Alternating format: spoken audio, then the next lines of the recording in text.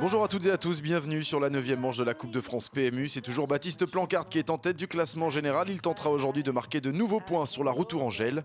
L'an dernier, rappelez-vous, c'est Lorenzo Manzin qui s'était imposé dans les rues de Tours. Le sprinter de la FDJ affiche cette année encore de grandes ambitions.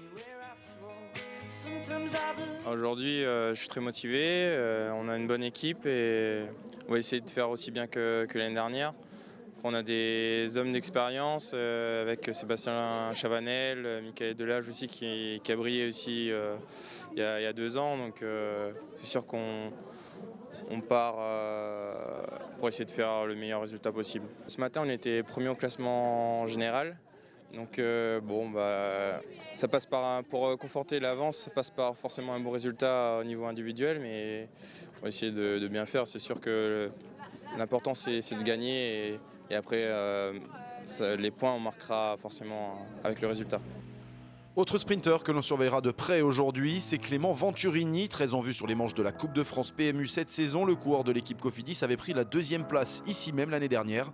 Avec une belle équipe autour de lui, il nourrit des espoirs de victoire à Tours aujourd'hui.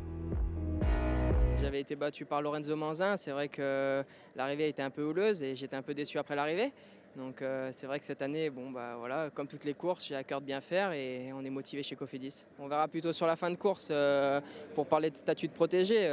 Comme je l'ai dit, le parcours est quand même sélectif, donc on fera le point à 50-40 km de l'arrivée, mais voilà, on veut essayer de gagner aujourd'hui. Le final est quand même propice à une course d'attaque, de mouvement. Et voilà, le but, ça serait de suivre un bon coup et arriver avec un peloton réduit à l'arrivée et puis finir du mieux possible le travail.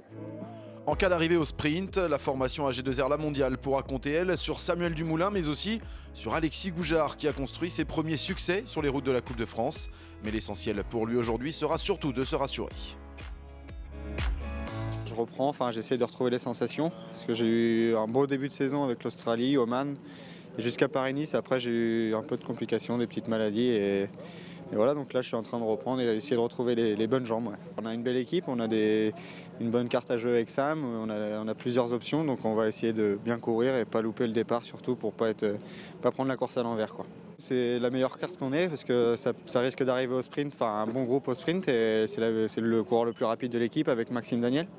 Donc ça va être la carte numéro 1 et après on va essayer aussi de jouer notre chance sur le départ et essayer de pas louper l'échappée, quoi. Seulement 5 coureurs présents au départ pour la formation Fortunéo Vital Concept, parmi eux le champion de France, Steven Tronet ou encore Jonathan Hiver qui n'a plus couru lui depuis début février, c'était sur l'Étoile de Bessèges. Je suis dans un état physique de reprise, je ne suis pas très performant, mais j'habite à côté, il y a la course, on est un petit peu en sous-effectif parce qu'on a eu beaucoup de blessés et on a 3 fronts en même temps. Donc je prenais la place de personne, on a dit allez, on va faire quelques tours de pédale.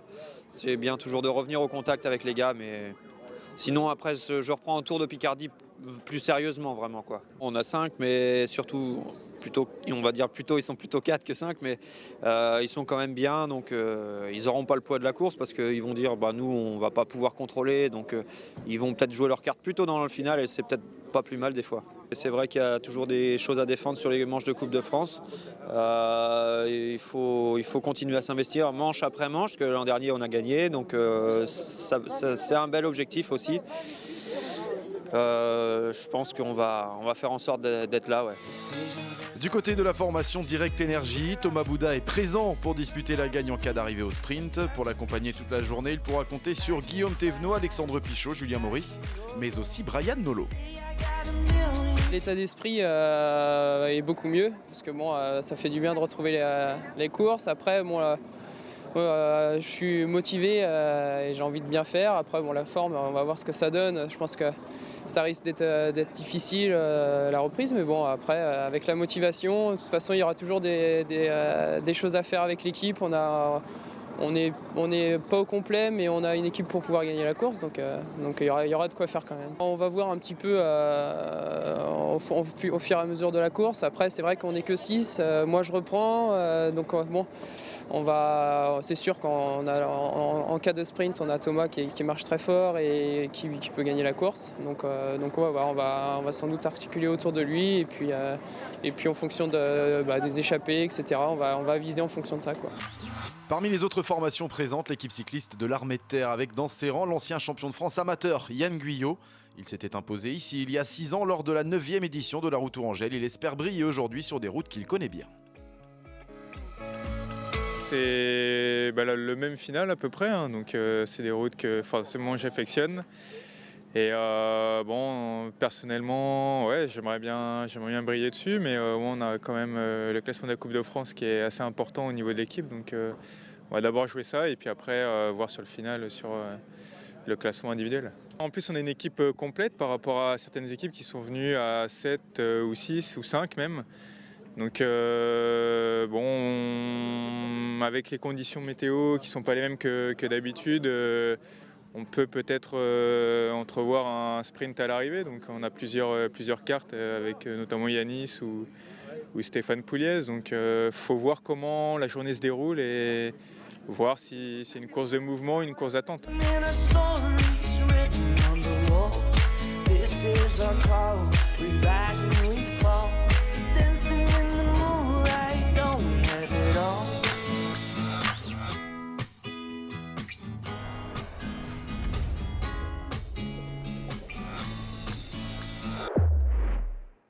Peu avant midi, les coureurs s'élancent. C'est parti pour la 15e édition de la Route Tourangelle. Après 15 minutes de défilé, les coureurs vont s'élancer pour 192 km, à l'issue desquels nous connaîtrons le successeur de Lorenzo Manzin, vainqueur ici en 2015. On en a parlé il y a quelques instants. Un joli plateau de sprinteurs aujourd'hui pour cette nouvelle manche de la Coupe de France PMU. Et des points à prendre également pour le classement général, toujours dominé par Baptiste Plancart, présent sur l'épreuve aujourd'hui avec sa formation Wallonie-Bruxelles.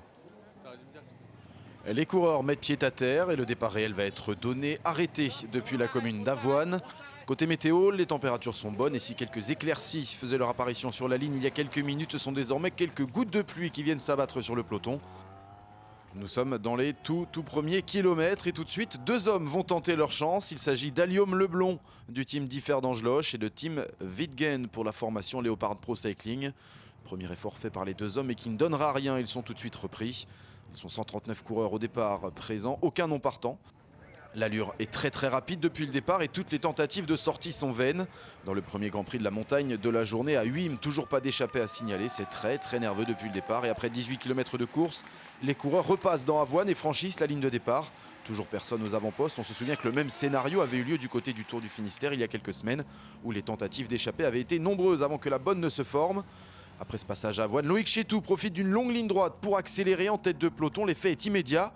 On observe immédiatement des cassures dans le peloton. Certains coureurs peinent à suivre le rythme imposé par le coureur de la formation Cofidis. Ça roule déjà très vite en tout cas en ce début de course. Et les Cofidis qui sont en train gentiment de faire le tri dans ce peloton. Kilomètre 20, le peloton a observé un petit moment de répit et se reforme. L'accélération de Loïc Chetou a fait mal à tout le monde. Mais 4 hommes ont profité de la situation pour prendre le large après la tentative échouée pour 2 coureurs un petit peu plus tôt. 4 garçons se détachent enfin. On retrouve Quentin Jauregui pour la formation AG2R La Mondiale, Thibaut Ferras pour l'équipe cycliste de l'Armée de Terre. Il y a là Hugues Cartier également pour la formation Cara Rural. Et enfin, Clément Koretsky du team Vorarlberg est présent à l'avant. Ce quatuor a mis du temps à se détacher. Il va peiner également à prendre de l'avance sur le peloton, 20 petites secondes, puis 30. Et finalement, après 10 km passés à l'avant, l'échappée ne possède qu'une petite minute d'avance. Ça contrôle derrière, on ne les laisse pas réellement sortir pour l'instant, on ne les laisse pas fuir. Beaucoup d'équipes auraient aimé prendre cette échappée matinale, ils ont été piégés. Il va donc falloir maintenant rouler derrière les 4 hommes pour ne pas les laisser prendre trop d'avance. Toujours 1 minute 30 pour le quatuor. Le peloton, lui, de son côté, traverse le pays de Rabelais et ne semble toujours pas décidé à laisser filer les 4 fuyards. Et c'est David Boucher, échappé l'an dernier sur ces mêmes routes Tourangelle, qui contrôle le paquet pour l'équipe Crélan Vastgoed Service. L'ancien pensionnaire de la formation FDJ fait le rythme et derrière lui, on retrouve le tenant du titre, vainqueur ici en 2015. On a revu les images il y a quelques instants. Il s'agit de Lorenzo Manzin, en pleine discussion avec Sébastien Chavanel en queue de peloton. Après 1 heure de course, le peloton décide enfin de faire rideau et les 4 hommes de tête prennent le large. La première heure de course a été parcourue à une vitesse moyenne supérieure à 47 km/h. Le peloton va alors arrêter de rouler derrière les 4 hommes et se contenter de contrôler. Les 4 fuyards voient leur avance grimper rapidement pour atteindre les 2 minutes 40. Après 50 km de course, l'écart s'envole. Il atteint même 3 minutes 45. On s'entend bien à l'avant, on coopère entre les 4 hommes de tête. Parmi eux, on vous rappelle qu'il y a Quentin Jauregui qui fêtait ses 22 ans il y a quelques jours. C'est lui qui passe en tête à Chinon, le jeune coureur de la formation AG2R La Mondiale, qui vit un début de saison un petit peu compliqué avec beaucoup d'abandons. Parmi les autres hommes qui composent cette échappée, il y a Hug Carty de la formation Cara Rural. Lui en revanche vit un début de saison plein. Le Britannique de 21 ans a en effet déjà signé 4 top 10, dont une 9e place sur le Tour de Catalogne. Il avait par la même occasion sur cette épreuve remporté le maillot de meilleur jeune. On retrouve également à l'avant aujourd'hui Clément Korecki qui lui est dans une bonne période. Le sociétaire du team Vorarlberg était la semaine dernière sur le Tour du Loir-et-Cher. Il a pris la 7e place du général. Avant cela, le coureur âgé de 25 ans s'était classé 46e de la route Adélie de Vitré.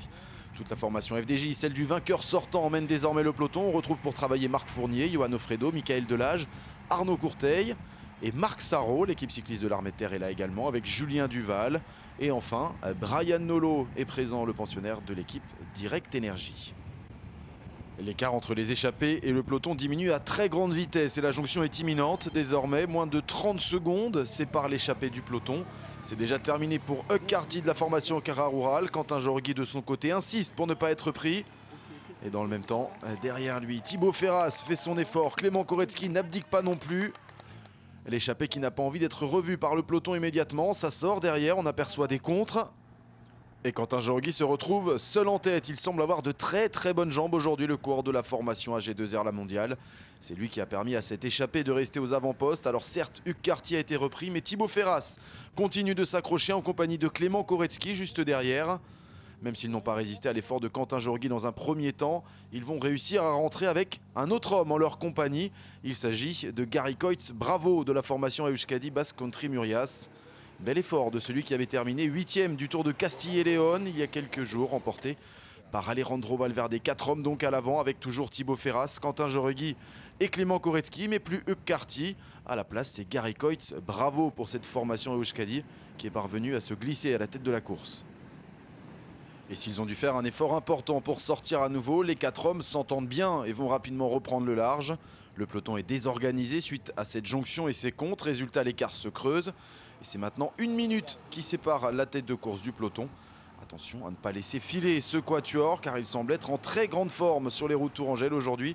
À l'image de Quentin Jauregui qui a relancé l'allure à de multiples reprises. Et là c'est Bravo qui fait l'effort désormais dans cette petite ascension.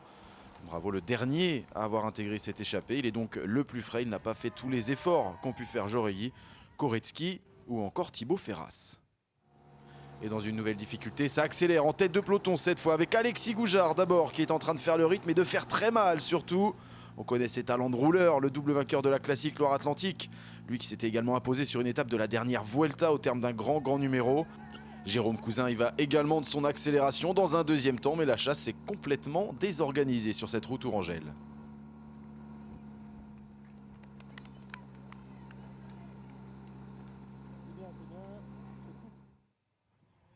De retour sur la 9e manche de la Coupe de France PMU, la route tourangelle, on retrouve nos 4 hommes de tête, Quentin Jauregui, Thibaut Ferras, Clément Korecki et Gary Coytes Bravo. Moins d'1 minute d'avance pour le quatuor sur le peloton et forcément derrière on va tenter de rejoindre la tête de course.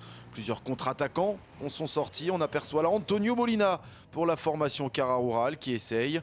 Il y a 2 autres coureurs qui sont intercalés, qui vont essayer de se jeter dans sa roue. Il s'agit de Ludwig de Winter pour l'équipe Wallonie-Bruxelles et Timothy Stevens pour la formation Crelan Vastgoed Service que l'on a vu rouler cette équipe avec le maillot vert. On l'a vu rouler derrière les échappés il y a quelques kilomètres. Toujours pas d'inquiétude du côté du peloton qui laisse filer, qui se contente de contrôler. Les équipiers de Lorenzo Manzin, le vainqueur sortant, sont conscients qu'en cas de retour trop rapide sur la tête de course, de nouveaux contres verraient le jour comme ça a été le cas un petit peu plus tôt dans cette course. Les 3 contre-attaquants s'organisent et unissent leurs efforts pour rejoindre le quatuor. Stevens, De Winter et Molina ne sont plus qu'à une poignée de secondes désormais. Gros travail là de chacun pour combler les 30 secondes sur la tête de course. Et ça rentre finalement pour ce trio qui rejoint donc les 4 hommes de tête. Ils sont 7 désormais à l'avant de cette route tourangelle et le peloton lui est pointé à 1 minute. Et si ce groupe s'unit et travaille bien ensemble, les chances d'aller au bout seront plus grandes. Mais attention, parce que la formation FDJ a de bons rouleurs qui le montrent depuis le départ. On a Marc Fournier, Yoann Fredo, Michael Delage, Arnaud Courteil ou encore Marc Sarro. Il ne laisse pour l'instant jamais plus d'1 minute à ces 7 hommes de tête. On rappelle l'identité des garçons présents à l'avant. Ludwig de Winter pour l'équipe Wallonie-Bruxelles. Antonio Molina pour la formation Cara Oral. Timothy Stevens pour Krelan. Vastgut Service. Thibaut Ferras pour l'équipe cycliste de l'Armée de Terre. Gary Coitz Bravo pour Euskadi. Quentin Jorgui pour l'équipe AG2R La Mondiale. Et Clément Koretsky donc pour le team Vorarlberg. L'enchaînement des difficultés commence à se faire sentir et ça coince là un petit peu pour certains coureurs. Et notamment pour Thibaut Ferras qui se fait légèrement distancer. Lui qui était présent depuis ce matin dans l'échappée. Ils ne sont donc plus que 6 à l'avant. Mais l'écart reste très très faible. Thibaut Ferras ne parvient pas à revenir sur la tête de course. C'est terminé pour lui. C'est compliqué également pour le coureur de la formation. Et Euskadi qui coince. Bravo. Jorgui également en difficulté alors que Samuel Dumoulin est en train de revenir. Le peloton a fait la jonction et Samuel Dumoulin est en train de sortir même. Il revient sur la tête de course. Il est seul, Samuel Dumoulin, le sprinter de l'équipe AG2R La Mondiale. Il y a toujours Molina et De Winter qui sont là, qui résistent pour l'instant au peloton. Samuel Dumoulin revient sur les 2 rescapés de l'échappée. Stratégie étonnante là du sprinter de l'équipe AG2R. On n'est qu'à 25 km de l'arrivée. Il se retrouve aux avant-postes avec le coureur de la formation Cara Oral. Ludwig de Winter, lui en revanche, est en difficulté derrière. Mais ça va ressortir à moins de 20 km maintenant. Ça va forcément ressortir. Les équipes de sprinters vont réagir. La FDJ va réagir forcément parce qu'il y a Lorenzo Manzin dans ce peloton. Avec Julien Duval qui tente de sortir derrière. Il y a Olivier Pardini également pour la formation Wallonie-Bruxelles qui va faire la jonction. Samuel Dumoulin toujours présent à l'avant. Le peloton qui ne parvient pas à rentrer. Oh, cette fin de course va être passionnante. Qui va succéder à Lorenzo Manzin? Est-ce qu'il va être là, le sprinter de la FDJ dans le final? Samuel Dumoulin avec Julien Duval, avec Olivier Pardini et avec Antonio Molina désormais. 4 coureurs et le peloton juste derrière qu'on voit apparaître maintenant avec l'équipe Delco Marseille Provence KTM qui se replace. L'équipe Direct Énergie de Thomas Bouda, les FDJ de Lorenzo Manzin. Le gros effort là de Julien Duval qui va certainement basculer en tête avec Samuel Dumoulin dans sa roue. Olivier Pardini pour l'équipe Wallonie-Bruxelles qui est sorti en contre et qui a fait la jonction alors que Ludwig de Winter, son équipier, avait craqué un petit peu plus tôt. Samuel Dumoulin qui insiste, qui en remet une maintenant avec toujours Julien Duval dans sa roue. Molina lui a pété, c'est fini pour Antonio Molina de l'équipe Cara Oral. Ils sont donc 3 désormais. Samuel Dumoulin, Olivier Pardini et Julien Duval. Il n'y a plus de difficulté maintenant, les coureurs qui entrent dans la ville de Tours. Et ça tient, le peloton est loin derrière. La cassure est faite, les 3 hommes qui ont fait le trou avec le peloton. Oh, quel numéro de Samuel Dumoulin, parce que c'est lui le plus fort dans ce groupe de 3 avec Julien Duval et Olivier Pardini. Samuel Dumoulin, c'est le plus rapide. Et on imagine mal maintenant le peloton réussir à rentrer. Grosse désorganisation derrière, les équipes de sprinters ne se sont pas entendues. Résultat, ce groupe de 3 est sorti sous l'impulsion de Samuel Dumoulin. C'est lui qui a fait la jonction avec la tête de course. C'est lui qui a repris Quentin Jorgui notamment. Le choix payant et l'entrée dans Tours désormais. On va se jouer la gagne entre ces 3 hommes-là. On est sur le circuit final, une boucle de 3 km 500. Ça n'est pas encore la flamme rouge. Au passage sur la ligne, il restera un petit peu plus de 3 km à parcourir. Et c'est à l'avantage des 3 fuyards parce que dans ce circuit, il y a des virages. Et les échappés qui continuent, qui vont passer sur la ligne une première fois avec Samuel Dumoulin en première position. Julien Duval derrière lui, Olivier Pardini en 3e position. Le peloton qui n'est pas très loin mais qui est peut-être déjà battu. Il va falloir réagir très vite pour l'équipe Direct Énergie de Thomas Bouda, pour la formation Delco Marseille Provence KTM, pour l'équipe Cofidis évidemment de Clément Venturini, pour la formation FDJ bien sûr, celle de Lorenzo Manzin, le vainqueur sortant. On va retrouver nos 3 hommes de tête dans un instant. Oh, ils ont déjà passé ce virage, ils ont déjà pris une avance conséquente les 3 hommes. Le trio qui va certainement se jouer la gagne aujourd'hui dans les rues de Tours. Toujours Samuel Dumoulin, Julien Duval et Olivier Pardini. On a beau se retourner, le peloton est trop loin, il ne reviendra pas. Et là maintenant il va falloir être très stratégique parce que c'est un sprint qui va se disputer entre ces 3 hommes. La FDJ est battue, on ne reviendra pas. Il n'y aura pas de deuxième victoire pour Lorenzo Manzin cette année. Pas de victoire non plus pour Clément Venturini. Peut-être la première en revanche pour Samuel Dumoulin. La première depuis mars 2015. C'était sur la Drôme Classique qu'il a enchaîné les places d'honneur depuis. 5e d'une étape sur le Critérium International. 3e sur la route Adélie. 4e à Paris-Camembert. Julien Duval en première position et Samuel Dumoulin qui lance son sprint maintenant. C'est parti pour le coureur de la formation AG2R La Mondiale. Julien Duval n'y va même pas. Et c'est bien Samuel Dumoulin qui va s'imposer d'un rien devant Olivier Pardini. Victoire pour l'équipe AG2R La Mondiale. Victoire pour Samuel Dumoulin. Quel succès pour le sprinter de poche de cette formation terre et ciel. Oh, elle va lui faire du bien, cette victoire à Samuel Dumoulin. Il tournait autour depuis le début de la saison. Et cette fois-ci, c'est fait. C'est lui qui s'impose au terme de cette nouvelle manche de la Coupe de France PMU. Samuel Dumoulin remporte la Route Tourangelle. Olivier Pardini vient prendre la 2e place au sprint. Julien Duval est 3e. Ça s'est joué à rien du tout. La Coupe de France, c'est un peu secondaire. Ce que je voulais vraiment, c'était gagner pour l'équipe parce qu'on marche bien, mais on a du mal à concrétiser. Ce matin, j'ai essayé vraiment de motiver mes coéquipiers en leur disant d'être agressifs et il ne fallait pas qu'on se laisse aller. Et puis, ouais, pour moi, je veux toujours gagner. Là, je suis dans une bonne période. Je reviens bien après un début de saison qui a été compliqué par la grippe. Et en fait, dans le final, là, j'ai fait un truc.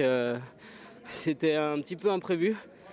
Mais j'ai eu l'ouverture, je ne me suis pas posé de questions, je connaissais un peu les différentes côtes et voilà, j'ai vraiment fait les gros efforts sur les transitions pour pas que ça rentre derrière. Et puis bon, dans le final, quand j'ai vu qu'on est arrivé au circuit avec une dizaine de secondes sur un vire-vire comme ça, c'est pratiquement impossible de reprendre du temps. Le coureur de Wallonie, il passait pas. Je me suis dit tant pis, j'ai dit à Duval de l'Armée de Terre, vas-y continue, de toute façon c'est soit on fait un podium, soit on fait rien. Il a été réglo et il a continué son effort. Puis bon, voilà, je savais que le Wallonie il allait vraiment se calquer sur moi. J'ai attendu le dernier moment pour le surprendre et pas avoir à faire un sprint long. Et là, je réalise pas trop en fait. Et bah bon, ça fait du bien, ça fait plaisir. Quentin, il marchait fort parce que on est revenu plusieurs fois assez près. Il a toujours été devant. Je crois que même il a relancé par moment. Et c'est vrai que ça a été précieux parce que nous derrière on était tranquille et dans le final j'étais bien. Et voilà, quand on est rentré sur eux, en fait, j'ai attaqué en le voyant, en me disant peut-être qu'il allait me servir de relais. Puis bon, légitimement, il était un peu cuit, mais voilà, j'étais fort. Il était fort, Samuel Dumoulin. Il était le plus fort en tout cas. C'est lui qui remporte cette Route Tourangelle devant Olivier Pardini. La 4e place pour Michael Delage, la 5e pour Baptiste Plancart. A noter la très belle 3e place de Julien Duval qui connaissait bien ces Routes Tourangelles. C'est vrai que je connais bien le final pour être souvent en échappée sur Paris-Tour. Donc c'est vrai que je connais bien le final. Quand j'ai vu Sam sortir dans la côte des Carnot, j'ai un peu regardé comment ça allait réagir derrière. Ça s'est posé. Je dis bon maintenant, allez, je connaissais les pans, je savais que ça pouvait le faire. Je me suis dit on tente. Et puis on verra, on fera les comptes en haut de les pans, les écarts. On savait qu'on avait la grande ligne droite pour arriver sur Tours. Je savais qu'il y avait vent d'eau, donc et ça allait pas creuser plus. Donc voilà, on a essayé de jouer. Et après on s'est dit de toute façon à 5 km d'arrivée, on rentre sur le circuit. C'était soit on faisait dans les 3 premiers, soit on faisait 70e. Donc fallait tout tenter. Puis après, voir dans le dernier kilomètre comment ça allait se dérouler et essayer de jouer la gagne. Après voilà, Sam et Olivier Pardini étaient un peu plus forts que moi. Et voilà, je suis quand même satisfait pour l'équipe de l'Armée de Terre de faire 3e. On a marqué un peu de points pour la Coupe de France par équipe, même pour l'individuel. Donc c'est bien, maintenant voilà, on va avoir un peu de rééquipe et maintenant on va se donner rendez-vous aux 4 jours de Dunkerque. Le classement par équipe, justement, il est dominé par la formation Cofidis. C'est serré, très serré devant. La formation FDJ est 2e à 2 petits points, tout comme l'équipe cycliste de l'Armée de Terre. A noter également la belle journée de Clément Koretsky, le coureur du Team Vorarlberg, qui aura passé la journée aux avant-postes. À la base, je devais être la carte pour le final parce que bon, je suis plutôt bien en jambes en ce moment, donc on devait à la base attendre. Par contre, ça s'est passé comme ça, c'est-à-dire que ça s'est tiré. Et j'ai toujours l'habitude d'être bien placé à l'avant des courses, dans toutes les situations, enfin sur toutes les épreuves. Et là, ça s'est fait un peu tout seul. J'ai relancé, je me retourne, on se retrouve à 3, puis à 4 après, et puis ça a filé comme ça. Bon après, malheureusement, je n'ai pas eu les meilleures sensations du mois, on va dire, alors que c'est ce que j'espérais aujourd'hui. Donc peut-être c'était un mal pour un bien d'être à l'avant, quoi. Donc voilà, donc c'était super, j'étais satisfait. Et après j'ai profité, j'ai pris plaisir à l'avant en donnant tout ce que je pouvais. Bon, maintenant, ça n'a pas pu le faire. On était 4 au début, on est 2 à tenir à l'avant, Quentin Jéregui et moi. Je pense que quand même si j'étais pas au mieux, j'étais pas si mal que ça. Un coup d'œil sur le classement général de cette Coupe de France PMU 2016. Samuel Dumoulin marque 50 nouveaux points grâce à son succès sur la route Tourangelle. Il est deuxième. La troisième place est occupée par Clément Venturini. La première, elle, est toujours occupée par Baptiste Plancart, le leader de la formation Wallonie-Bruxelles. On a discuté avant la course, c'était pour moi pour faire le sprint et les autres coureurs pour aller dans l'échappée, donc on a bien fait. Malheureusement, il n'a pas gagné. Et bon, pour nous, c'est bien tombé, on fait 2 et 5, donc c'est bon. C'était évident qu'il va gagner au moins une Coupe de France, donc je savais. C'est bon, on a fait une belle course, je marque des points encore, donc non, c'est bon. C'est bien passé aujourd'hui. La route Tourangelle pour Samuel Dumoulin et la première place du classement général de la Coupe de France, donc pour Baptiste Plancart. Prochain rendez-vous avec cette Coupe de France PMU, ce sera les 28 et 29 mai avec le Grand Prix de Plumelec et les Boucles de l'Aune à Châteaulin.